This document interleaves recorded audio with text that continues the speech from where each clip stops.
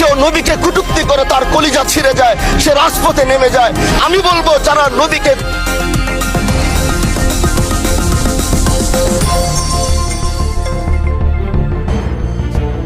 এই দেশের মানুষ নামাজ না পড়লেও যদি কেউ নবীকে কটূক্তি করে তার কলিজা ছিঁড়ে যায়, সে রাজপথে নেমে যায়।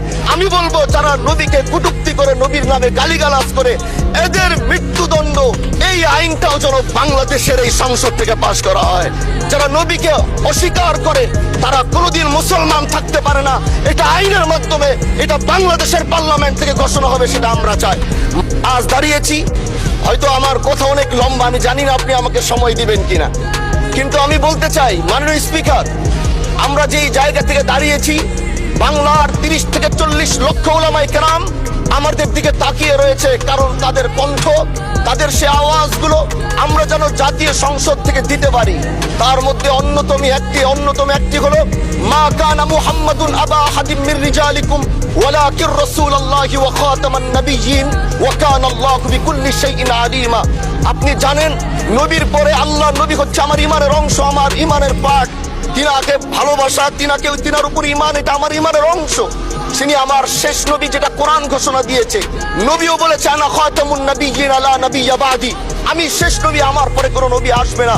কিন্তু মাননীয় স্পিকার, দুঃখের সাথে বলতে হয় বাংলাদেশের এরকম একটি পার্ট রয়েছে, যেই পার্টের এক অংশ মানুষ তারা নবীকে অস্বীকার করে, তারা মুসলমান দাবি করে, এবং এই বিষয়ে অনেকের ধারণা আছে, তারা জানে। আন্দোলন করতে গিয়ে অনেক মুসলমানকে রাস্তায় শহীদ হতে হয়েছে, আন্দোলন করতে হয়েছে, স্বাধীনতার পর থেকে আজ সে আন্দোলন চলছে, কিন্তু আজ পর্যন্ত সেটা পাইনি। আমি মাননীয় প্রধানমন্ত্রীকে বলবো, আপনি বাংলাদেশে একটি ইতিহাস রচনা করে যাবেন।